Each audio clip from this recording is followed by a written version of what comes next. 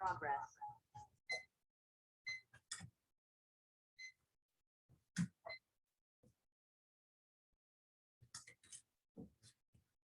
Okay, we're going to call to order this organizational meeting of the school board at 7:01. If we could rise for the Pledge of Allegiance.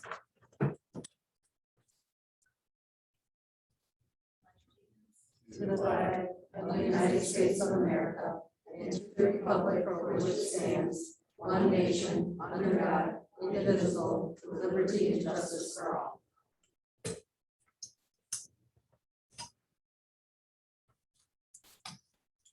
Now we can take roll. Ms. Burkmeyer, Here. Mr. Moses, Here. Mr. Green, Here. Mr. Richards, Here. Mr. Middlestat. I know Mr. Drew is out of town. I don't know about Joe. Ms. Knox is excused as well. She's moving her child into college. Very good. All right. Okay, so as an organizational meeting, what we'll start off with, it's our generally yearly meeting. We will have an election of board offices. We go through a lot of agreements that we have to re-up for the year for the district.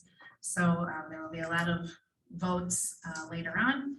So we're going to start with the election of board offices. So to start, we need to elect an interim president essentially to run the election. I moved it, Ms. Burkmeyer.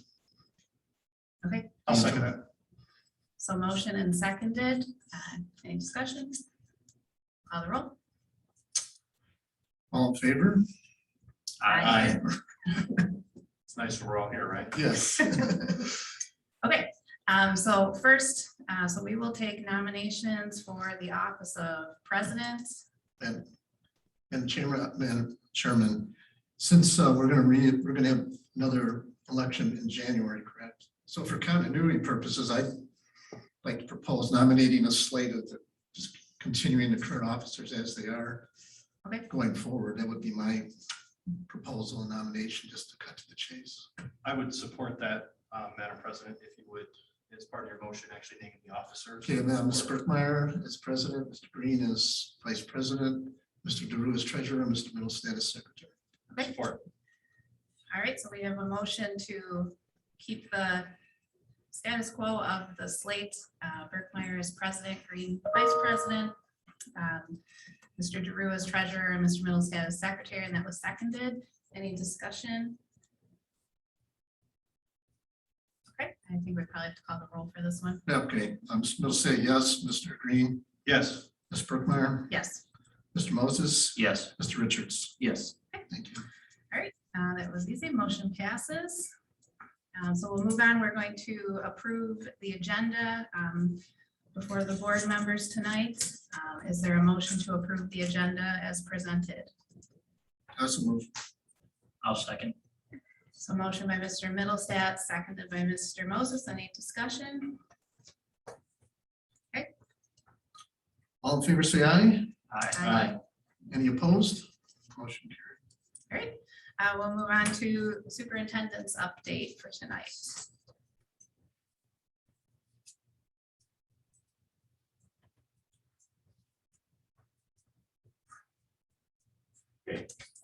Update tonight. Next slide. Student orientation started this week, so made my way around. It was great to see kids in the building and just the excitement that's there, especially with the staff. And just seeing kids getting back.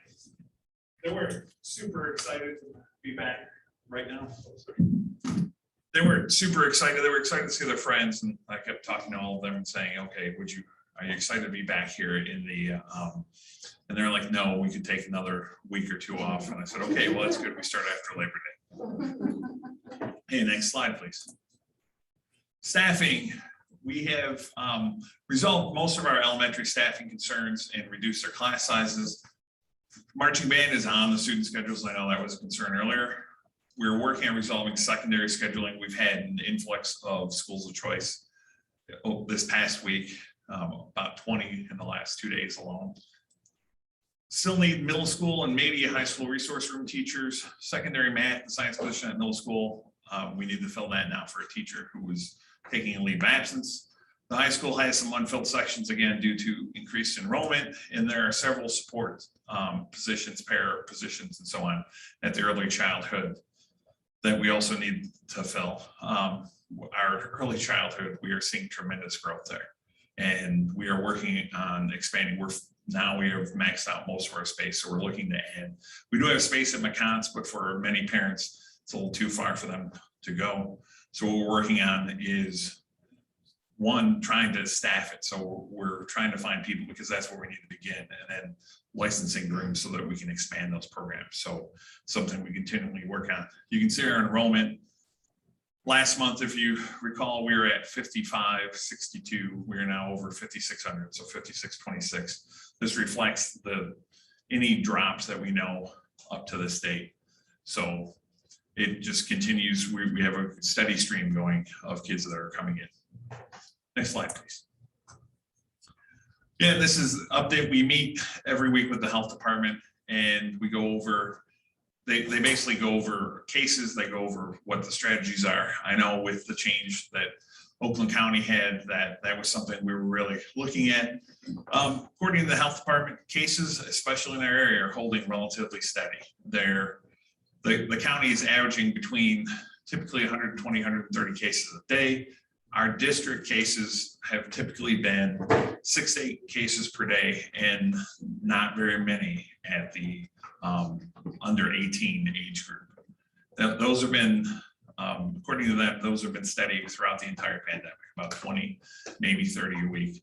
You can see in the lower right-hand corner, this is the progression from the beginning and the last, like the little 5th wave there. So we're still below where we were during the first wave and even the second wave.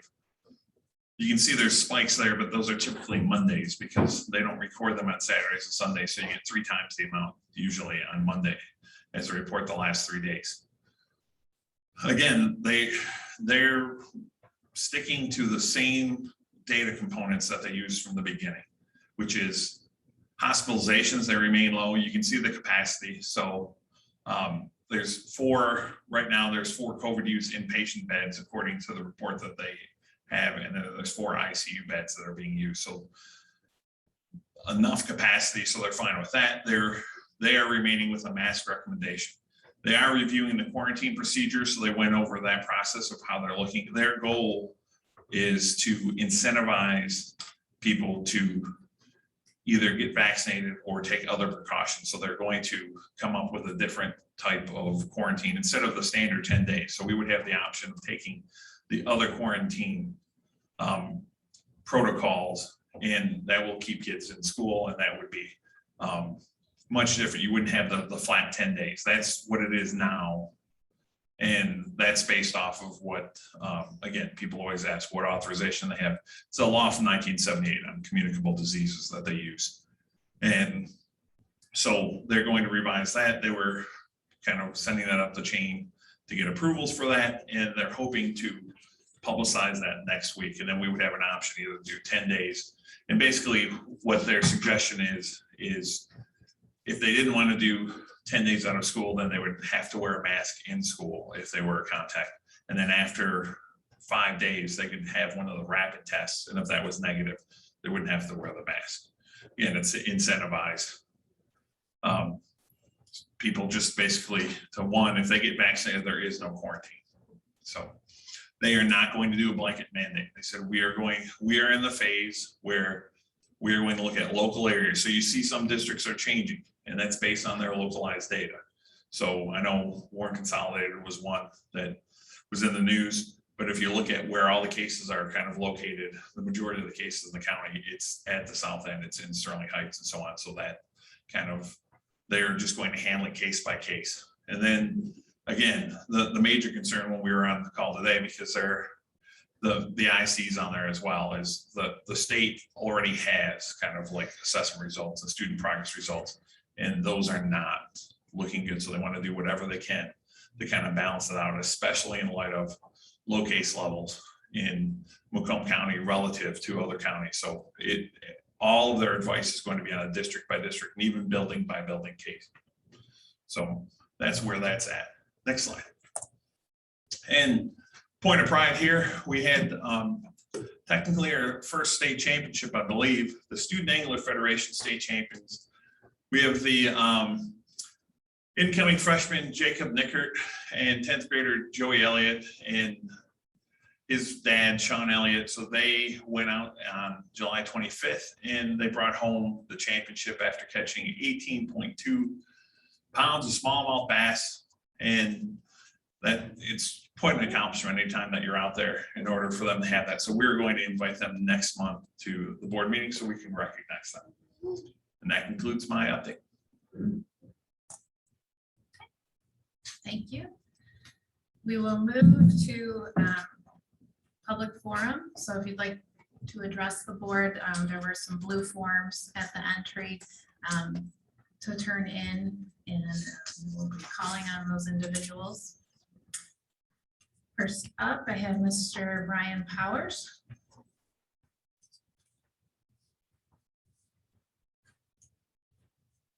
Good evening, Brian Powers, 51792 Bushan Drive, Chesterfield, Michigan. We received a letter on July 12th from Superintendent indicating masks would be optional for the upcoming school year. I'm not here tonight to get involved in a mask or no mask debate. What I am here tonight to support is the decision on whether or not this district requires masks or leaves it optional should be up to the superintendent. I think it's worth pointing out that last year, our Armada schools, where our superintendent came from, did not lose a single day of instruction due to COVID and went start to finish with in-person instruction at a time when many districts in the area failed to offer in-person options for their students. So he clearly is qualified and has experience leading a school district through times like this.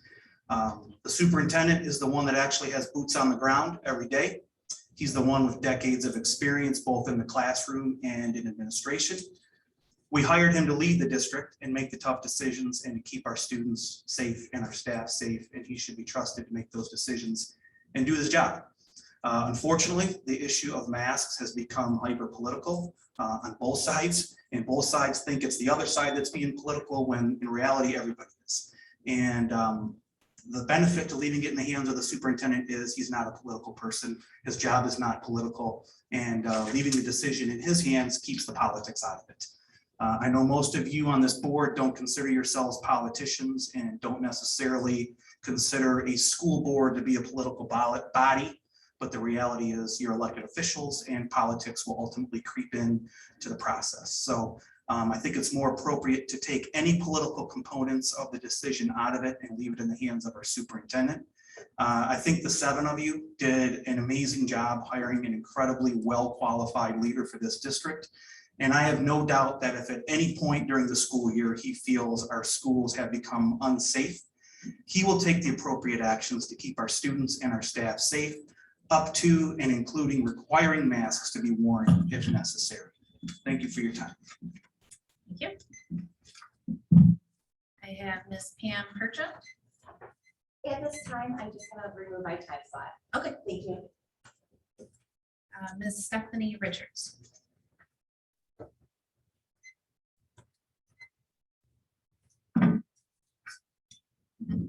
Hello, Stephanie Richards, 99. Do you guys hear like an echo? No. Oh, okay. 9980 Arnold Road. First of all, I'd like to welcome the new superintendent. I watched all of the interviews and you were by far the best candidate for us. I look forward to everything you will bring to our district. And actually you touched on this just now in your update, and I'm glad to hear that you're working on it. But I wanted to talk about the issues that we have with declining enrollment. And you just mentioned that we don't have that. We have increasing enrollment, which is great, but we have an issue with the lower classes, the preschool, the young fives. We have people that are waitlisted. We have people that are going to other districts. That's a huge problem. And the problem that I have with it is that the data that we were presented with last year when this board voted to close Sugar Bush was that we had declining enrollment. We had to close the school. And so I feel like what was wrong with the data that now we have kids that can't go anywhere, that they're being sent away. I feel like our young five programs, our kindergarten programs, our preschool programs should be the feeders to our whole district. We should want them to start here and we should want them to stay here. So again, you said you were working on that and I'm glad to hear it. But I think that we need to look at the underlying cause as to you know, why that data changed so much in just a couple of months when we were told that years we had declining enrollment, so much that we closed an elementary school. So I'm just curious to that, if we caused that or if the data was bad or what. So thank you. Yep. Someone else? I have Miss Sarah Ledford. Okay. That is all I have. Push the bottom.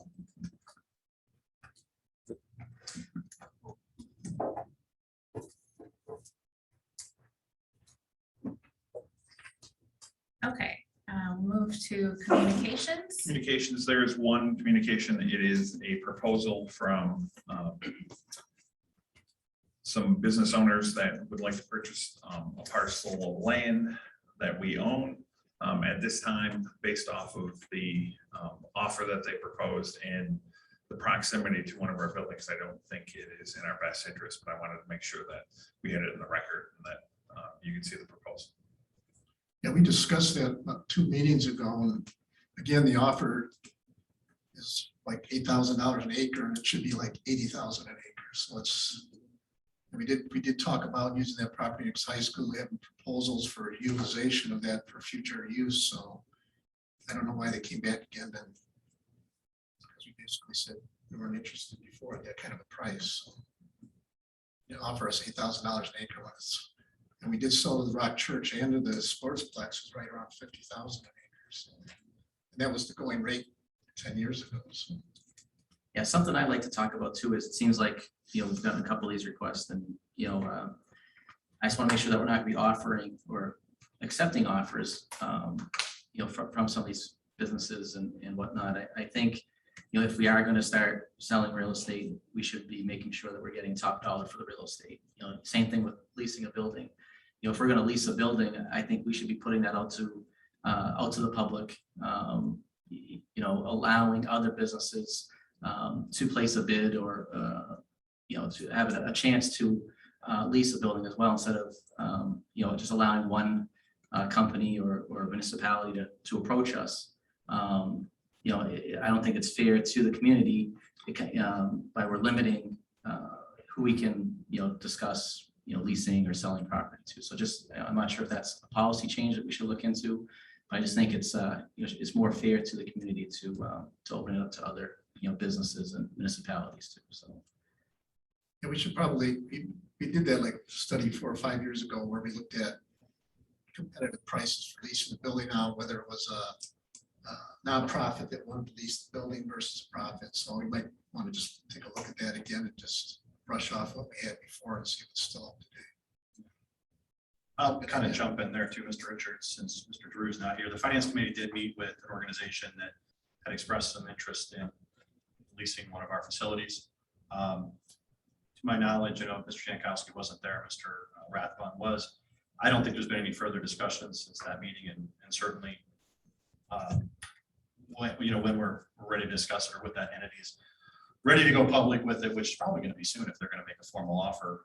Right, we'll make sure that it comes back in front of probably back to finance again if we're having a more serious conversation. Right, which Mr. Middlesetter already referenced with, you know, going rates, market rates, and then get it back in front of the rest of the board. Yeah, where we are with that existing discussion, I think that's, you know, we're kind of past that already, but I think, you know, whatever comes out of it comes out of it. But just, you know, going forward, I think, you know, we've gotten a couple of requests, you know, on land, and, you know, as we all know, that our area is becoming more and more popular. So if we're gonna, you know, start making offers, I like just to make sure we're getting, you know, top dollar for our district. So I think in response to your concern is that the best way for us to handle is ask Mr. Jankowski to share those things as, you know, even if they're stumbling through finance and we're going to talk about it, is that it gets shared with the board as soon as he receives those, which he did with this, you know, with this particular offer. I agree. It needs to be out there for you guys to have a chance to review it and ultimately the public. Yeah, and just to point out, we are also going to go through as part of strategic planning, so that will help kind of shape what our goal is with each of those parcels.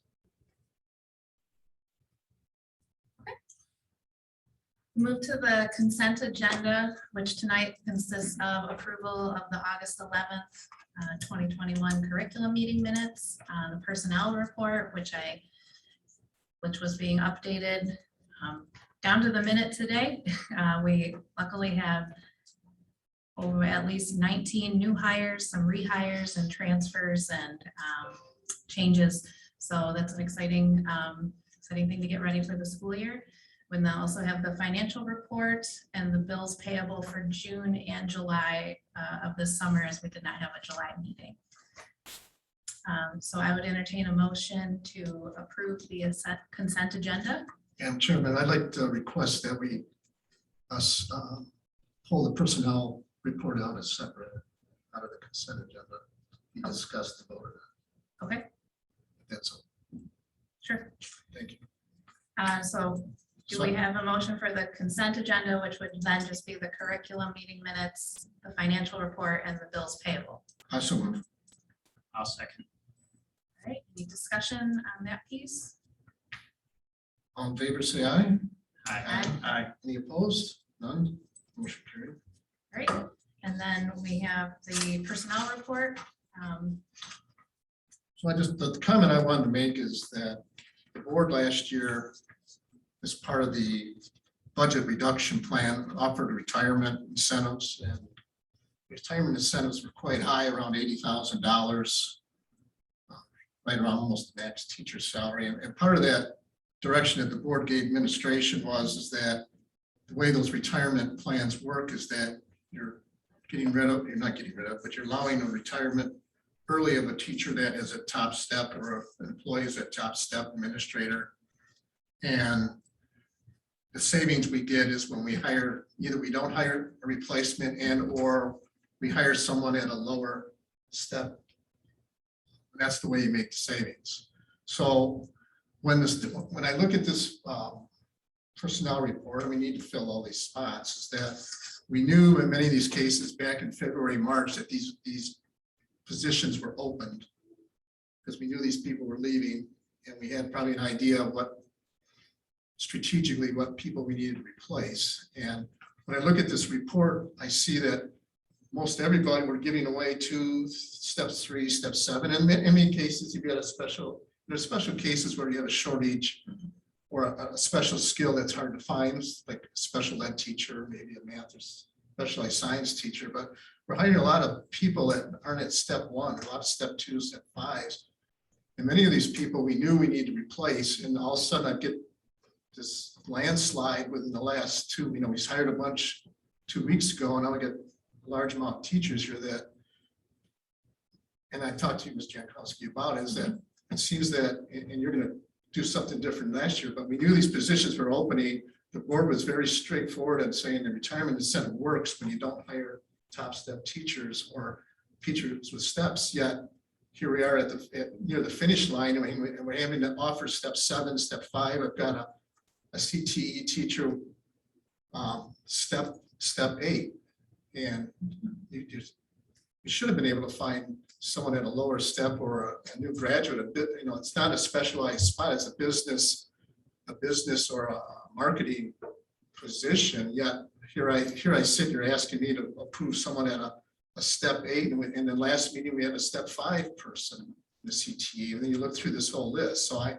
really have a problem with the hiring process here, that all of a sudden this is a retirement incentive that I gave away $80,000 to, I don't know, 30 people, $2.4 million out there, and not going to get the savings out of it because our hiring plan doesn't follow what the board directed administration to do last year. We said we're going to offer this retirement plan and either not replace or replace people at a lower step, and we're not doing that. So you're just coming into, Mr. Jankowski, you're near the end of this, but I just don't understand what was going on 2, 3, 6 months ago when we gave that position on, and we're all not patting each other back, but just saying we're going to make all these savings, and we're not. Bottom line, I would like to see the report of what we actually saved by doing that, because I got to believe it's got to be at last or only about 25% of the savings by buying out all those teachers. So I just want to point that out, that we have to hire these people because here we are, we're starting school now, but the board gives a direction, the administration, and Todd was there at the time, that this is the way it should go. And I would think our administrators and our directors would say, we need to do that. We look at the band program, we did a great job because we get out there right away. got the people taken care of, we got the teachers on board, but here we got, I don't know, 17 people that we're having to offer steps to because we're hiring the last minute. It just doesn't make sense to me. But that's just my opinion on it. No, you're correct on that. Our goal should be to try and hit the first window, which is really May. I mean, that's your goal for hiring. When you have people coming out of college, so you can hit that, you just have to be ready to do that. You have to, your staffing have that lined up and have everything set for that. So that's the goal going forward. No, because I think when we do our administration, when you do your reviews of your administrators, they should have known. I mean, our administrators aren't brand new people. They know that these spots were going to be open and that these spots need to be done and that the board did.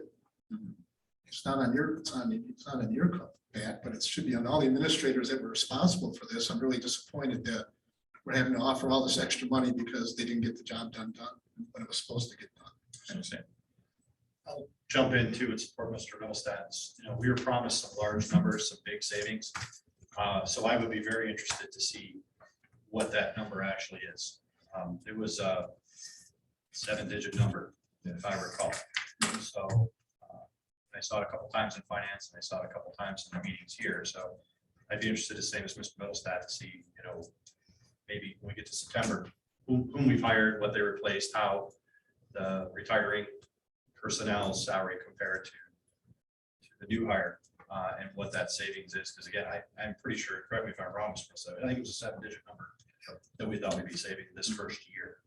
And I did spend a lot of extra money with one of our administrators to cover this stuff when the other superintendent left. And the interim superintendent was paid a lot of money to make sure this stuff happened, and it's not happening. Right, yeah, I'll get that update for you. Thank you, sir. Is there a motion to approve the personnel report? I'll make that motion. Is there a second? I'll second. Okay, motion by Mr. Moses, seconded by Mr. Richards. Any further discussion? Go ahead, call the, Mr. Moses? Yes. Mr. Richards? Yes. Ms. Brookmeyer? yes. Mr. Bean? Yes. Mr. Middlestat?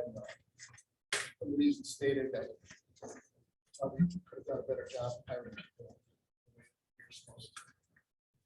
And if I can interject, we do have one of our new hires is in the audience, Remy Blue, who just completed a school psychology internship with the Detroit Public Schools and has a master's degree from Wayne State and a bachelor's from Oakland University. So welcome.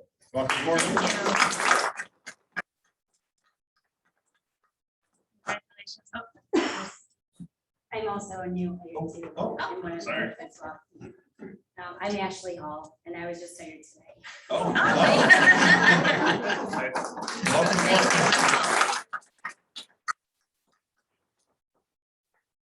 All right, congratulations.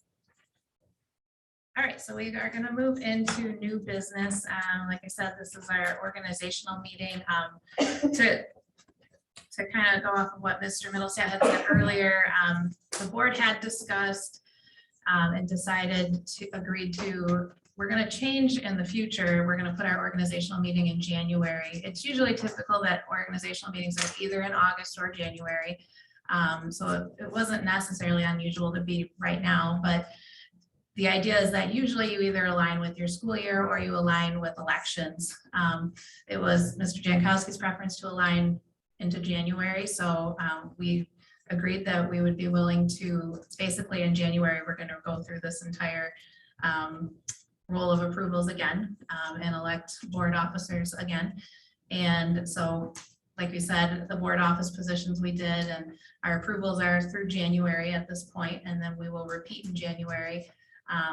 We don't have any board seats up for election this fall, but when we do, for example, next year, when those people take office come January, it also could just provide for a smoother transition when people come in to elect board offices and allow, those people to have a say right out of the get-go and just kind of keep things a little smoother. So that was why we stated for continuity purposes and keeping things the same for the time being, because we will be going through this again in January. But for right now, so one of the first things on our agenda is establishment of regular meeting dates. So at this point, we have meeting dates to get us to January. September 15th and October 13th are going to be designated as strategic planning meetings. And then we will have regular meetings on September 29th, October 27th, November 17th, December 15th, and then plan for the January 26th meeting will be, once again, the organizational meeting, and we'll set new dates at that point. So is there a motion to approve the meeting dates? We're gonna approve the location that was part of this motion. Oh, yes, well, the proposal was that the meetings would be moved to McDonald Elementary. They're trying to, at the request of administrative staff, to hold the meetings over there. There was a request by some of the building administrators that, by having the meetings in the buildings, while it's nice for us to be out and about, sometimes it's disruptive to, having to have everything set up and allowing the students in during the day and making that transition in time. So the request was to move the meetings over to McDonald. And so that's the proposal at this point that we can discuss. Okay, I'd like to make the motion for meeting dates and the location. Support. Okay, any discussion? Go ahead and. All in favor, say aye. Aye. Any opposed? None? Motion carries. All right, item passes. The next is the establishment of the board standing committee and legislative members. So per board policy, the board can create committees to gather information for the board. By doing this, there's 3 members on a committee, and those members are allowed to meet because it's not a quorum. And typically we have had committees for finance, building and site, curriculum, policy, technology, and actually I would add an executive committee. And they meet out. In the past, they didn't necessarily meet regularly. Mr. Jankowski had given a calendar proposal for when those different committees will plan to meet for the future, so that we have a fairly regular schedule for them. And so the recommended action is that the board approve the establishment and appointment of members to the standing committees and legislative groups. There is a legislative position as well, as the county puts on legislative meetings. So usually 1 or 2 members can go to those as well to report back for the board. So is there a motion to establish the standing committees and legislative members? Yeah, I'll make a motion. Okay. Is there a second? I'll support that. Any discussion? All right. All in favor, say aye. Aye. Any opposed? None? Motion carries. Next item is the MASB Delegate Assembly. So the Michigan Association of School Boards is the professional organization for school boards. They put on training for board members that we may participate in. So as a condition of membership, they require districts to appoint a delegate to their annual assembly. The delegate assembly is made up of 1 delegate from each school district in the state and provides direction to the MASB and the board of directors. So this year, the assembly will be held in person on November 5th. I believe it's in Grand Rapids, and will require in-person attendance for that appointed delegate. That's a Friday, Madam President, for the record. Are there any volunteers to be that delegate? The alternates too, I think. Mhm.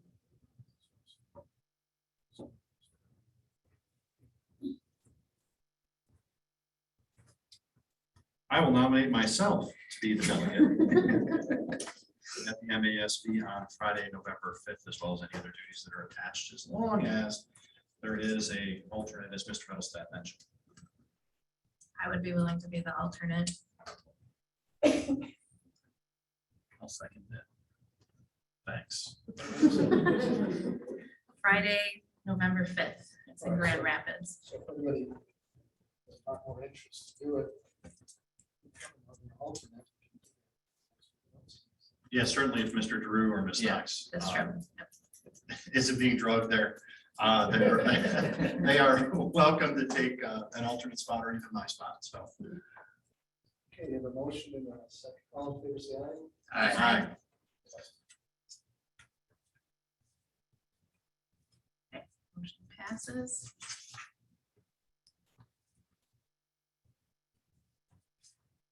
Next item is the MISD lease agreement. So each year the district leases classrooms to the MISD for center programs. This lease is a continuation of the lease of 4 classrooms at Naldra Elementary School. So the recommendation is that the board approve the lease of the classrooms to the Macomb Intermediate School District. Is there a motion? This one, I'll second. Any discussion? I do have some discussion. My only question is kind of, I spoke about a little bit earlier today. I don't really need an answer today, but is the $800 per month, is that an average? How long have we been charging $800, not just for the MISD, but just, classroom leases in general? It's just something that I think we should maybe also, visit too. So that was my only piece, so. this is at Albert. Yes. Most students have to be in a building that's got a K6 in it, or could it make sense? Still at Sugar Bush.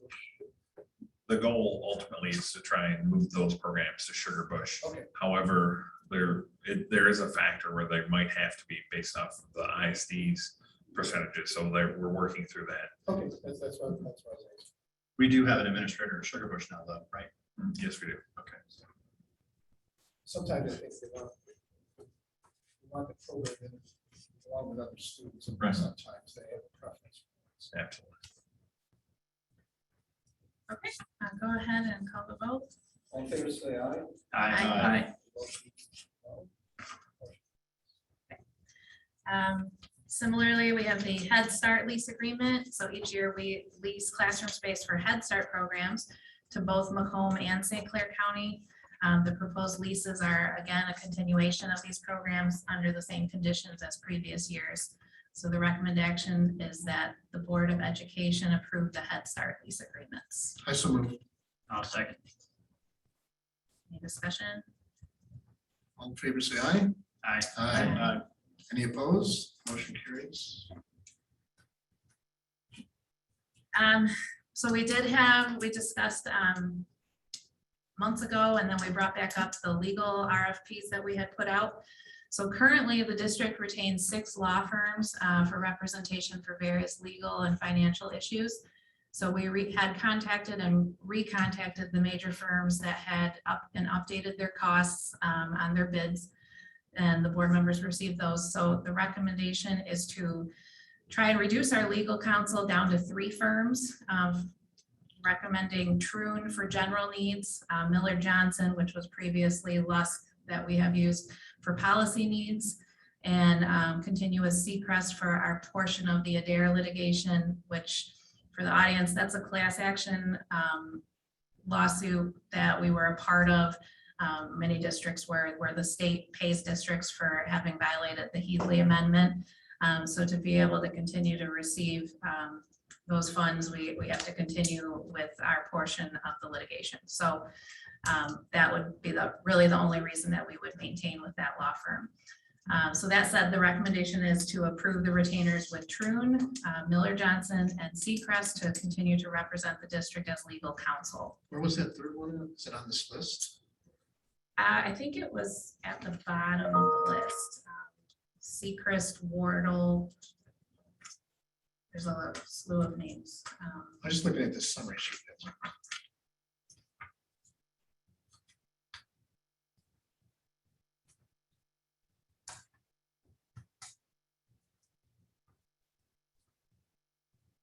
So so the rates are up to 250. Current rate with Fletcher is 155. Is there a reason why we would get rid of the lowest cost one? Basically just expertise and the ability for to have, whether it's Title IX, whether it's an OCR complaint or something like that, in order to have somebody who's kind of full service. Well, they've been our attorney for. You're saying they're not qualified to do it? I'm just saying they don't have the specialty as Troon does. No, I'm not, I don't have a problem with Troon.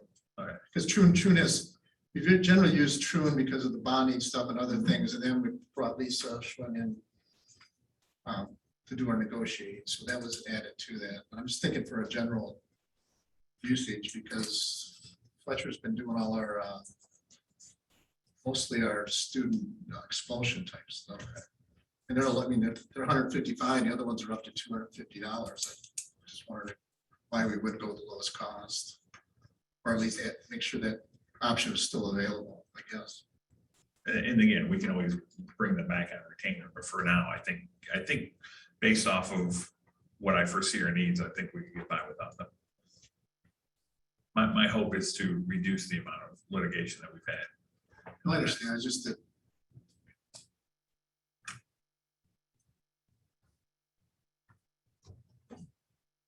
Is there a motion to approve retainers for Troon, Miller, Johnson, and Seacrest? I'll make a motion.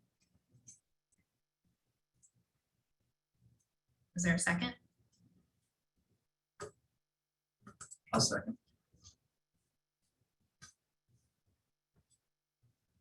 Okay, any other discussion?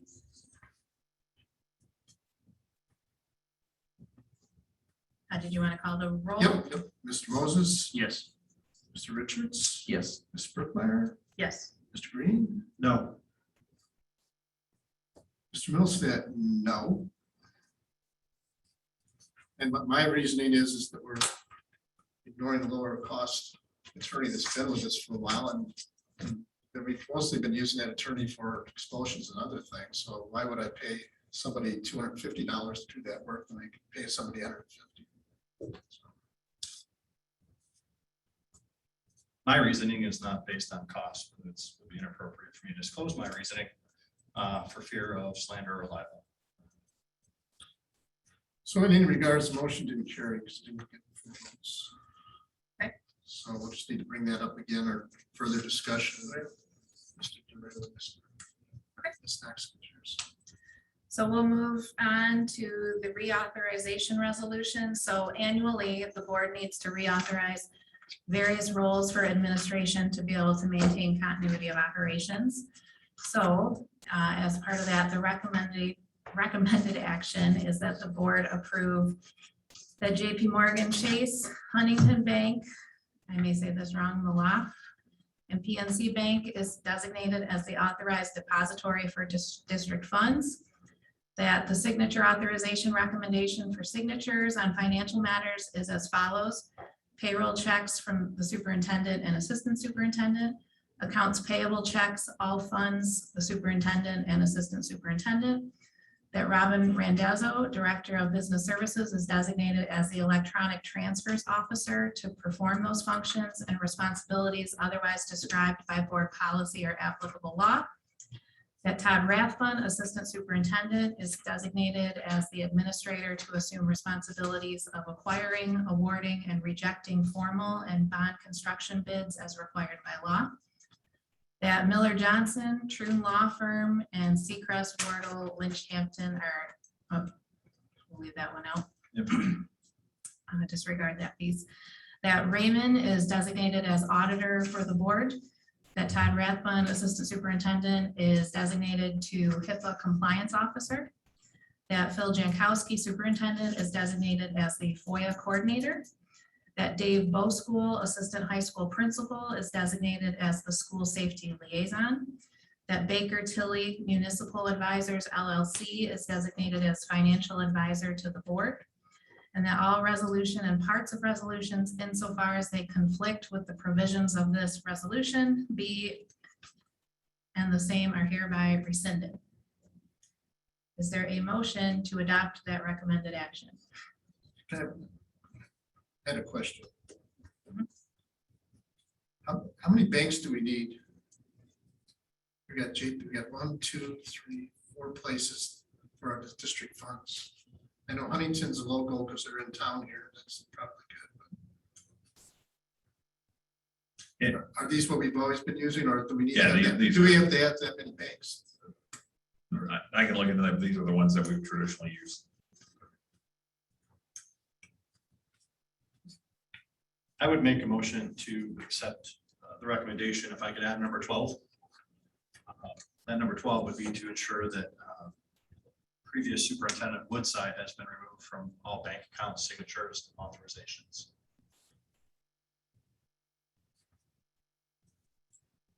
That might sound kind of crazy, but I got to check with his signature on it in July.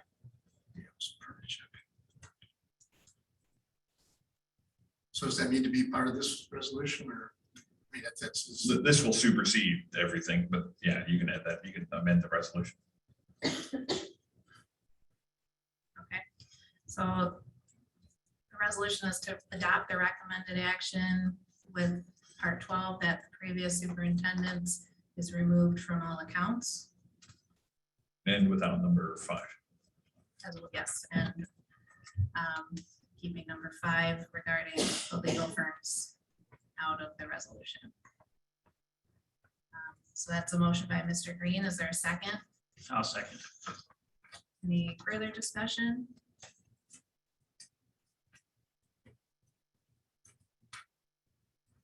All in favor? Aye. All opposed? So you still have, if you need legal counsel, you can still. We're not superseding that you can't get that. No, they're still under retainer, yes. Okay, next is moving on to a policy first reading for board organizational meetings. So in order to align the board calendar better with board elections, school decision-making processes, the recommendation going forward that we move the annual board meeting to January. This will ensure that the board officers can fulfill their entire term, and as January begins preparations for a new school year, it would align with a planning calendar. The policy change will reflect the recent changes also to Michigan law regarding virtual board meetings. Any policy change must be approved at 2 separate meetings. So tonight would be the first reading, with the second reading to be held in September. So the recommended action is that the board approve the first reading of the organizational meeting policy. Is there a motion to accept? I'll make a motion. And a support? I'll support. Any discussion? All in favor, say aye. Aye. Aye. Any opposed? None. First reading passes. So moving on, the approval of the 2021-22 course catalog. So beginning with the pandemic, the Michigan Department of Ed has required all districts to have their course catalogs approved on an annual basis by the Board of Education. So the board had received in their packets links to the high school courses, middle school courses, and elementary courses. And so the recommended action is that the board approve the course catalogs for 2021-22. Is there a motion for that? I'll make a motion. I'll support. Any discussion? I've got a discussion. Again, our administration and our interim superintendent well understands that these kind of documents are generally brought before the board at the end of the year, prior year coming forward, to have us. If I didn't like something in here, we're already handing these things out, correct? Probably. Generally. Yeah, these are based off of. These scheduling are in the spring. supposed to come to us in the spring, generally, before the summer. Yeah, and I believe you would have approved all these courses individually at one time or another, but now as part of the pupil accounting requirements, they want you to approve the collection of courses. And we've always approved these things prior to the summer, so it's, That you yeah, I are understand. correct, but now it's part of the audit for this year. We have to have it on that you've approved all the courses as a collection. Instead of- No, I understand. It's just, again, it's just another item where again, we didn't get a chance to review these and we just got them. If we had any issues with them, it's really almost too late to do anything about it. Well, and there really shouldn't be any change because you, especially for secondary, you should have, these all should have been presented before as individual like courses. So I understand. I don't think that was done. That's my Okay. point. I don't ever remember seeing this on our agenda to review. That's my point. No, because it's a new requirement from the state. No, what you said before is saying that we should have already seen these. We hadn't seen Okay. this before. Yeah, to Mr. Middlestaff's point, that's kind of where I was going to. And my other question was, I know you knew, have you had a chance to kind of go over the course catalogs as well? Yeah, I've looked at them, and really, because we've scheduled kids, typically they'll start requesting courses as early as February or March, so these are just for courses that we're offering. So in order to get state funding for kids who take those courses, that's why we have to, this is just an additional thing they added. So there was a motion by Mr. Moses, supported by Mr. Green. I'll do the roll. Mr. Moses, Yes. Mr. Green, Yes. Mr. Bergmeyer, Yes. Mr. Richards, Yes. Mr. Middlestat. No, my comment is I paid administrator a lot of extra money to follow these things and it didn't happen. So, The motion did pass. The next item is the TPOAM Office Manager's Contract Approval. The administration entered into a tentative agreement with the TPOAM Office Managers regarding a wage reopener from 2020-2021 school year. So this agreement is similar to the recently ratified teachers agreement and is within the budget confines. So the recommended action is that the board approve the TA with the school office employees. Is there a motion to accept the TA? just a question. Do we need to do each one of these individually or can we do them as a group? You should vote on them individually. You don't Okay, have to that's read fine. the, That's fine. I'll make a motion. I'll support. Any other discussion? All in favor, say aye. Aye. Aye. None opposed. Motion carried. Great, congratulations. Next, we have the ABEA Letter of Understanding Approval regarding a shared time teacher. The district has a partnership with Immaculate Conception Catholic School, whereby we supply a teacher to kindergarten class at an ICCS facility in exchange for a prorated share of the student FTE.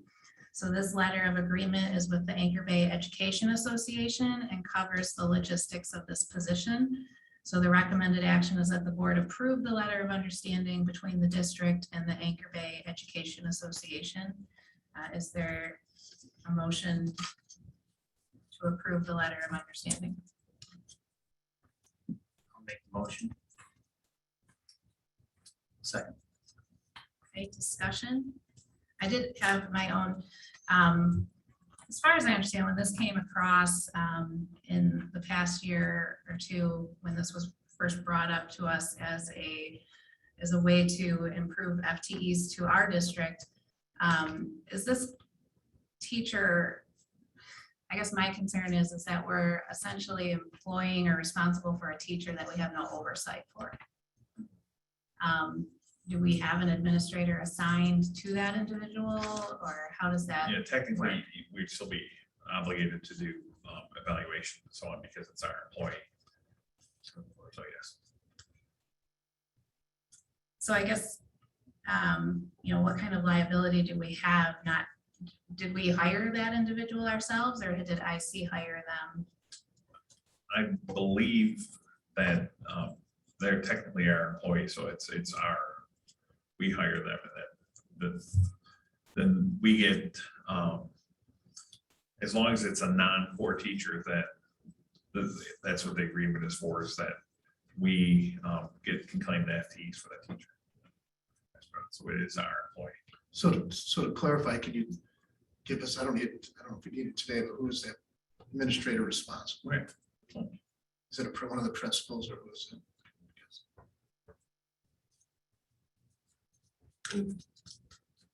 So do we pay Immaculate Conception or is Immaculate? So we pay Immaculate Conception. And then we fee. We pay the No, first. we claim that fee, so the state pays us for the teacher. And then therefore they do not have to pay the teacher. On the accounts payable summary, there was a payment to Immaculate Conception for shared time agreement with Immaculate Conception for teacher benefit costs. So I'm not sure. Oh, because they split the benefit part, yeah, not the salary part.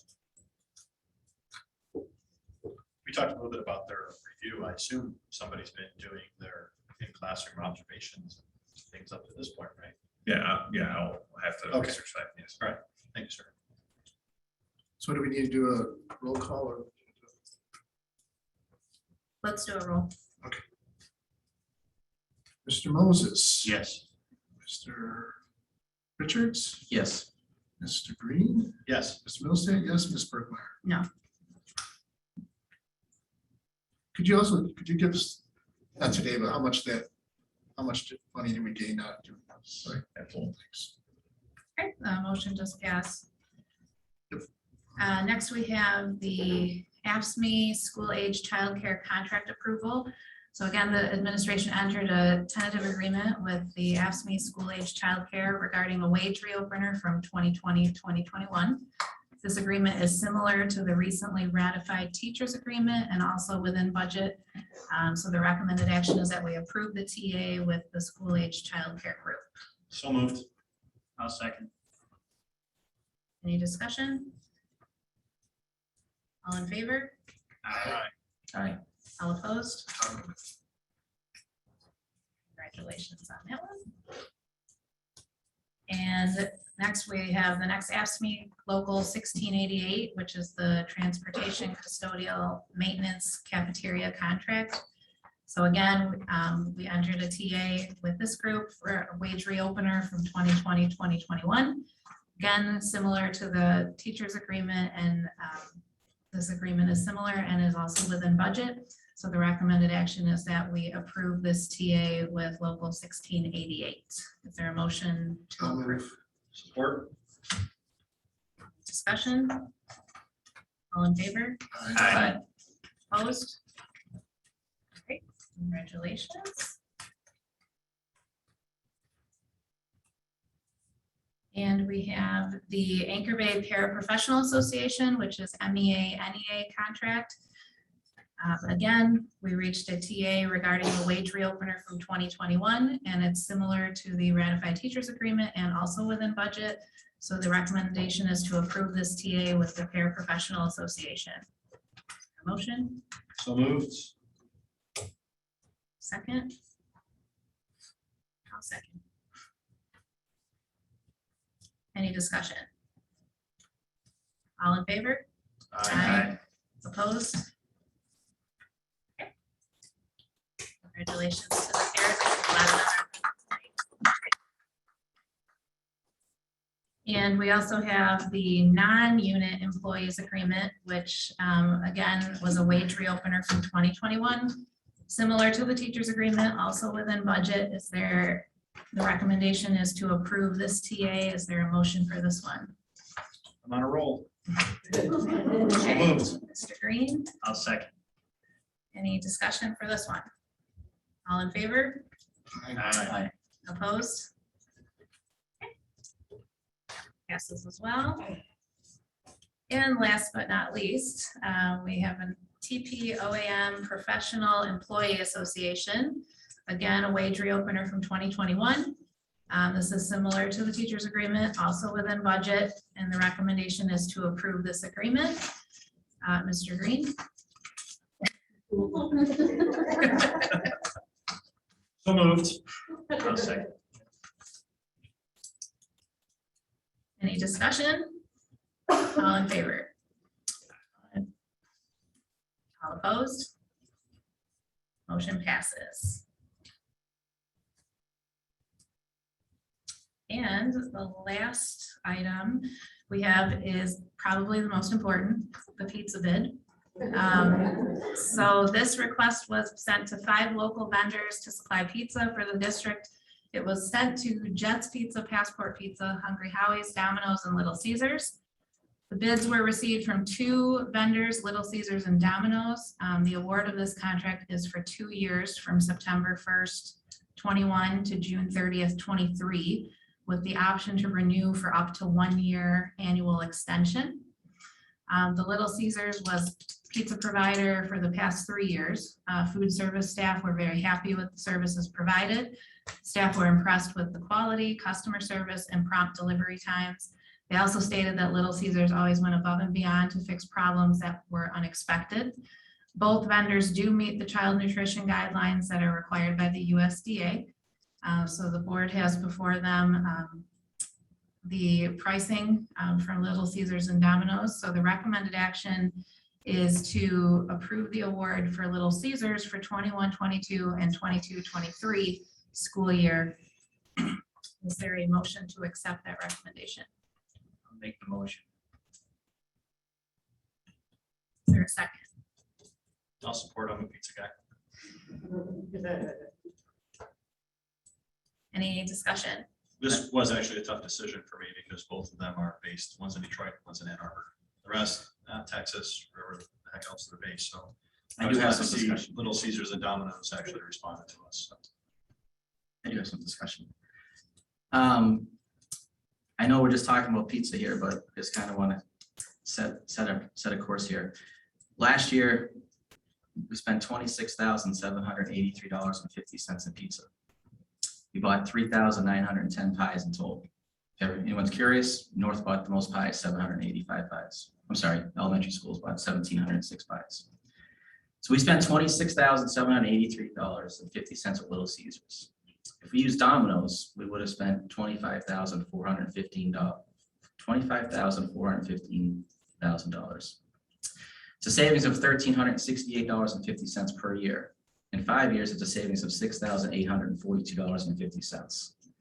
That's just what we paid for certain items, for example, the athletic department, new golf cart.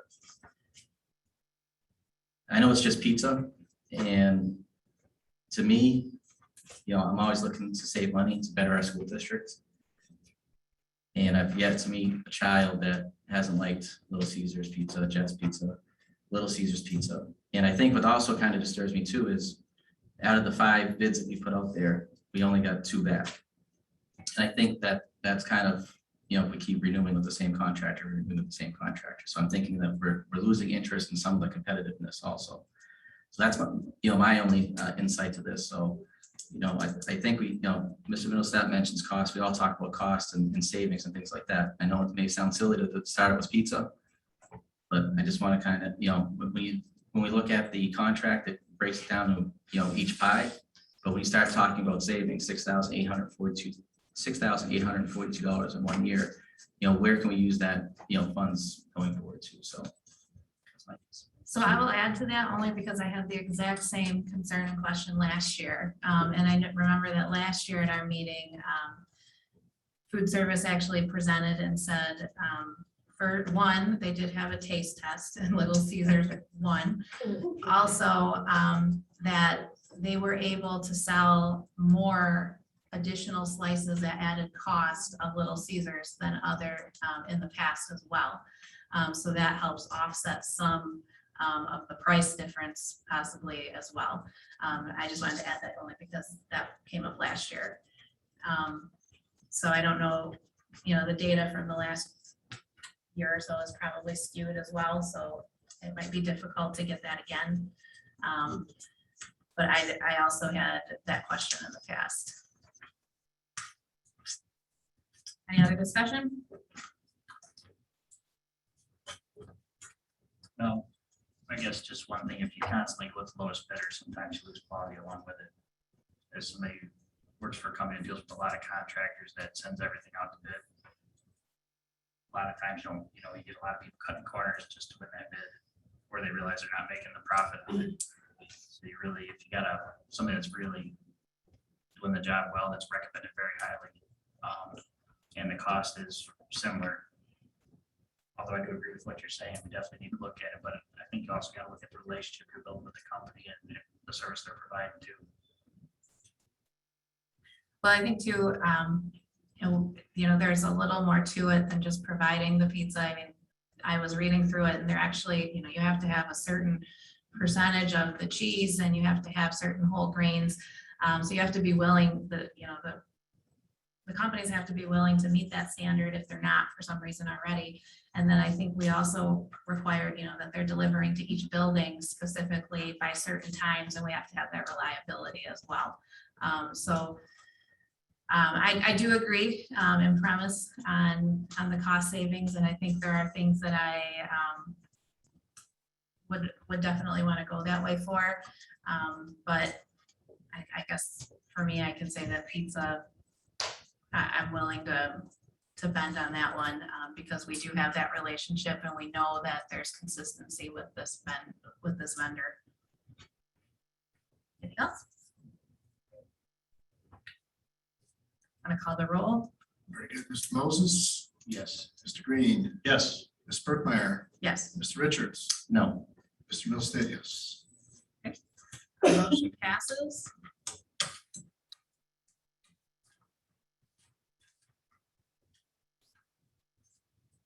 Okay, so that is the end of our business. We'll go around. Are there board comments? Mr. Middlestat, do you have any?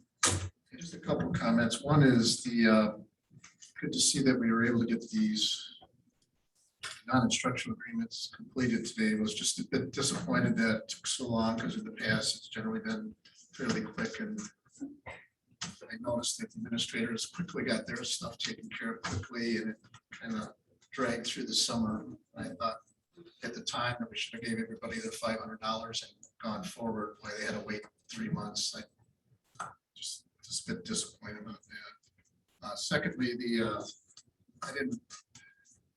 wasn't quite aware, I guess, about the shortage of rooms or teachers for the pre-K or whatever. And I know last year I asked the question when we did the NonUnit program to the committee that did they talk to the local municipalities looking at building permits, whatever, because my gut feel was looking at driving through the district that the enrollment with all the buildings going up and all the development going up, that we kind of turned the corner on it. But I was told that that wasn't important to do, that we would just depend on principals and opinions. So I just disappointed that we were at, especially when we try to market to students. I mean, the parents out there in Anchor Bay, you want them to get a bit early pre-K, you want to get them in our buildings early on, and if we're having to turn people away, that's a terrible situation. So, Absolutely. so finally, I just want to make sure that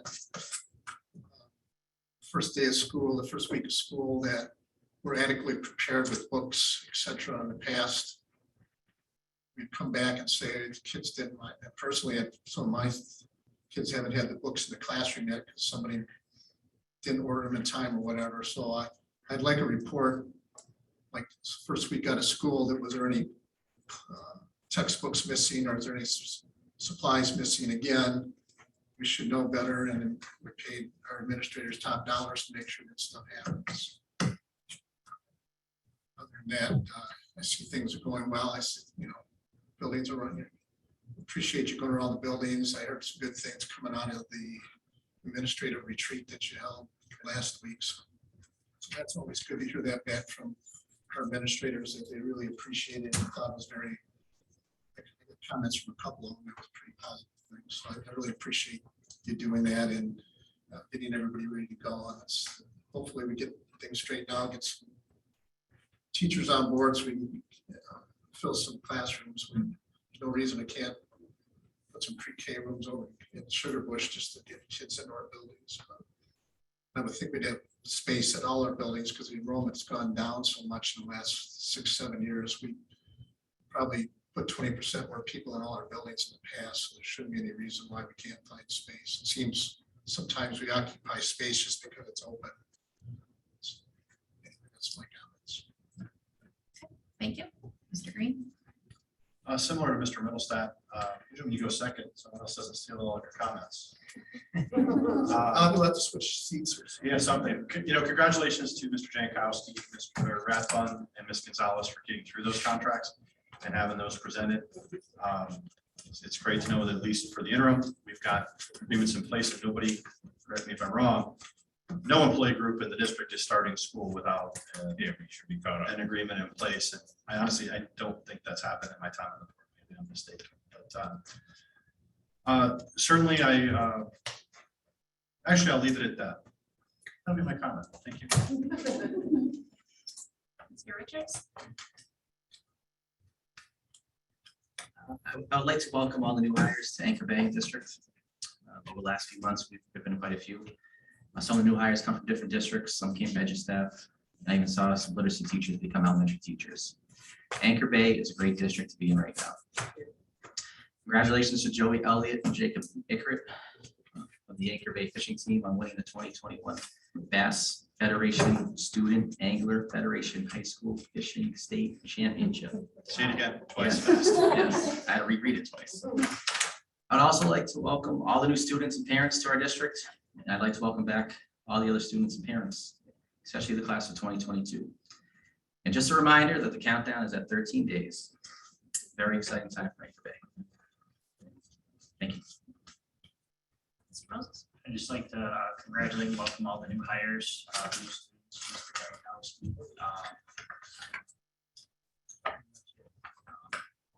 you guys, Anchor Bay is the best. Keep doing what we're doing and go out and support the cars. I don't have any comments. I will leave mine for the points of pride moving forward. Do you have any legislative update? Just 2 items. We are still waiting on our slots for GSRP. We are trying to recruit people, but we do not know how many slots. And like I said, we're 13 days away from having to have those filled, so they haven't allocated those. The other thing is, I had mentioned last meeting, the support position grants for counselors and so on. The word is that Friday they will open those up, so we'll have more details. So hopefully if they do that, again, it's really close to the beginning of school, but if those work and the details kind of fit for our needs, the state would cover the full cost of those support positions, some that we have filled this year already, and then we could add additional counselors or whatever we need. And it would be full cost the first year, 2/3 the second year, 1/3 the third year, with the agreement that we cover the full cost in 2 successive years after that. So that should be forthcoming, I hope. Could you just back up for the public, what you came up with GSR? Great start. Yeah, Yeah, it's a great start readiness program as part of the ESSER funding that they are expanding the positions for and actually adding, it's the same full FTE for students as well. So we would get those, and they're adding 2,500 slots for the county for every district. And the formula, we don't know the formula yet. So we will get some allocation of those slots. When you say slots, what do you mean by slots? Basically, they would pay for a class. If it's a class of 15, then they could be, we could get 100 slots. So then we would be able to have however X many number of classes and students in those classes. Basically, it's funding the tuition for those programs. So then, but it's use it or lose it is the concern. So we have to use it, or they take those slots and then they allocate it to other counties. It's on a county-wide basis. So you got a plan in place, so if the slots come, you just. Yeah, so we're recruiting already in order to try and take as many as we can. It's hard because we're trying to have people come in on the assumption we're going to get X number of slots. And right now, there's no guarantee that we just don't know. So it's a gamble. But you are still taking Yes. recruits. Yeah, we're still Essentially for looking. seats. Yeah, Okay. exactly. We have not had any board committee meetings yet, so there are no updates to add there. So we'll go around points of pride. I will start because I have Ms. Knox couldn't be here tonight, but she wanted to add The Anchor Bay Fishing Club member Antonio Vitiglio had a first place with an 11 7/8 inch perch at the IC 49th Annual Family and Friends Summer Festival, Saturday, July 17th. He had the second longest fish entered into the event overall. And also Anchor Bay Fishing Club dad William Robb placed third in the adult division with an 11.5 inch perch. So she wanted to say congratulations to them. For my point of pride this month, I want to thank the Anchor Bay football staff. I was unable to attend myself. I was out of town, but I understand Coach G invited the Anchor Bay Tars as well as the Ravens to a scrimmage that they held among their own team. And it was a great community building event. The parents were cooking, provided food, and it was great to build up the program for our district as well, because a lot of these younger kids really look up to our high schoolers and their football program and Coach G, and they're excited for that. So I heard that it was an amazing event, and I was very sorry to have missed it. So I want to thank Coach G and his football staff for taking that initiative to reach out, because the Tars and the Ravens are not, a school-sponsored group, so they kind of went out of their way to include them with them, and I really appreciate that. Does anybody else want to jump in with any points of pride this month? I have a couple of, just a quick point. I've been watching and trying to follow and get to as many events as I can in between voting and going up north. There's a lot of awesome stuff happening right now in Anchor Bay. We have some great folks. We have some new great folks that we hired tonight. Some great coaches, from the football, soccer. It's amazing as I run into people around town, they're on their way to or from something, and the excitement that goes with this year is great. And secondly, I want to thank Coach Morissette and his wrestling club. After Bayrama is done, those of you that have been to the beer tent know that it's a large undertaking to take it down. My understanding is, I wasn't there, my back won't tolerate that type of physical activity anymore, but they had the tent area cleaned up and organized in the stage down in about 2 hours. That's kind of unheard of. So these young men came out, they were ready to work, they took direction.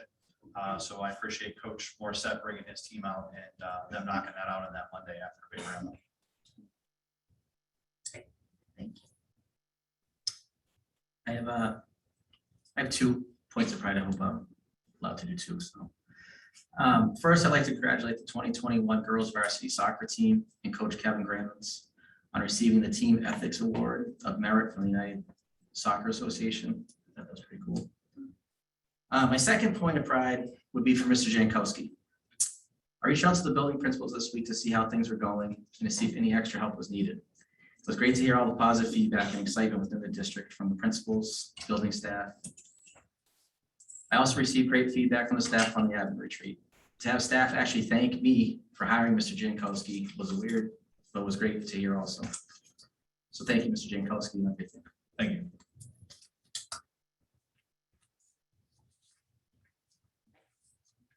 All right, I will take a motion to adjourn. I'll make a motion. Support. Okay, all in favor? Aye. Meeting adjourned at 8:19.